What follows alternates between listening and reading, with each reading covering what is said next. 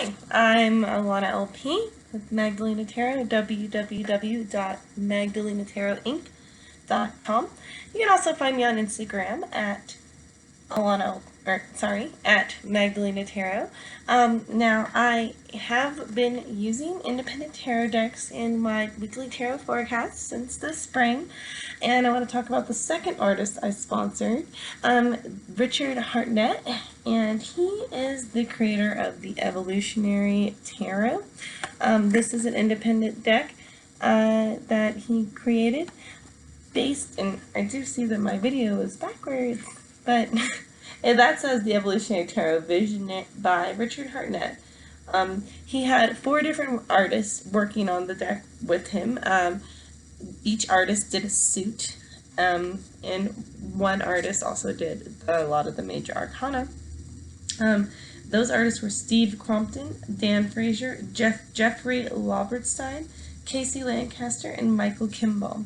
This deck is $40 because it is an independent deck, and it is a little fatter than most decks because what Richard did was he added some cards to the deck. Now, I went to a meet and greet for the release of this deck to see what it was all about. There was some buzz in the Denver tarot community, and he's based out of Denver, and so am I. So I was really sick, and I still got up anyway and went to meet Richard, and I listened to a fabulous presentation that he did about why he added certain cards. The thing that stands out the most about this deck is his usage of numerology. If you look at the cards, the numbers are different. Some are the same, like the Fool. But once we get into the higher realms, like say, Wheel of Fortune is actually 14, not 10. Now, he has a book coming soon that explains why he rearranged all the numbers, but it gets really deep, so I'm not going into that today. But he had to rearrange them to add the cards that he added to the tarot. He's a big fan of Jung's archetypes, and that he felt some were missing from the tarot that should have been represented. So, for instance, there was no crone energy like there is the masculine with a wise man imagery. So he added the healer card for that, and that's a beautiful illustration. The guy who did the major arcana, he did cards for Magic the Gathering too, so I think that's kind of fun. And I just love how a lot of these cards are so graphic novel, comic inspired. I myself love manga. I did in high school. I kind of outgrew it, but I still think the art is beautiful. So, and although this is very American style, I still do love the comic book feel of things because I think comic books are just great. So, he also added a card, the Teacher. This is supposed to be, well, let's just talk about it here. So the Teacher is teaching about his experience. This is the opportunity to learn how to think rather than not think.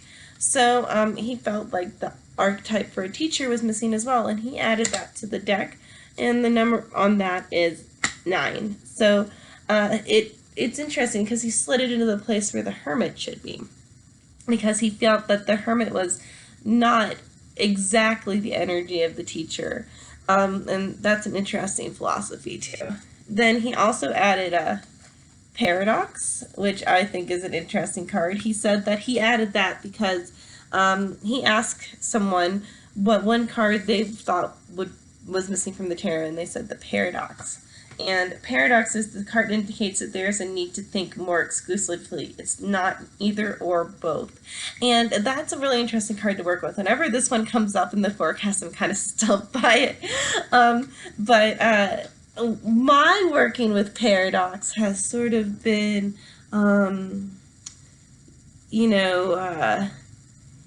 you can see it both ways, and that's always a really interesting day for me when I draw the Paradox card. It's like it inspires me to take a look at things outside my own perspective. Another card he added was the Soul Essence card, and I think this card is just beautiful. Oh, I had a really spiritual experience with this card, and it's just a really special card. It teaches you, when you get this card, you have the opportunity to find out about the light that shines within you. And the day that I drew this card, I actually manifested a rainbow. A huge, beautiful, bright double rainbow over my work after I'd been meditating on rainbows. So, and it was just like I saw the way that light can fracture from my soul and be manifested in the physical realm. Now, some of you might be like, oh yeah, whatever, this girl's not rainbow bright, but whatever, fuck the haters. So then we also have the Joker card. Now, this card also is a really interesting card. Now, if you can see, the king and the empress and the emperor are watching the Joker. Now, I have drawn the emperor and empress as a pair in a situation that I've going on in my life for a while, and whenever I see the Joker card, because the first time I drew it, it was about that situation, it's a reminder not to take things so seriously. And sometimes when we do tarot readings, we do get really serious, and we're all like, oh my god, like, this is gonna be the message I've been waiting for. And sometimes really all you need to do is step back and realize that life is not that serious, which I really like about that card. And then the universe card. Now, I'm still trying to figure out exactly how this card is different than the world. I feel like it's really similar to the world. I'm still trying to have an experience with this card to teach me otherwise. I guess it's more of like surrendering to the unknown, whereas the world is more like things coming full circle. I guess surrender and full circle have nuances that are different. I'm still working with this one, but I do think it's a beautiful card. Just look at that. And you can see a better image of it on his website, www.quantumspirit1.com. So the minor arcana, though, are pretty true to the traditional Rider-Waite, which I appreciate since he got so creative with this. I'm kind of a traditionalist. I'm a Capricorn. So anyway, but the cards are just pretty. Let's look at cups. You can see the graphic novel sort of influence here. And I think the sky backgrounds are really pretty too. And the colors are vibrant. And it's just really good for storytelling because, you know, that is tarot, just telling a person a story about their life. So, you know, the cardstock quality for these is great too.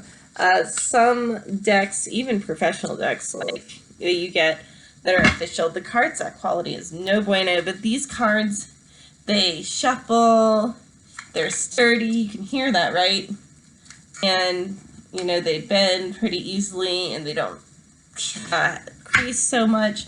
The gloss is also great. They're very glossy. I love glossy cards. It really means that, like, they're protected.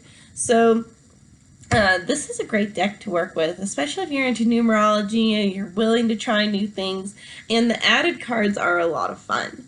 So if you are interested in picking up a version of this deck, I believe you can get them on Amazon, or you can go to www.quantumspirit1.com, or you can email Richard at quantumspirit@ecentral.com. That's E as an elephant, central.com.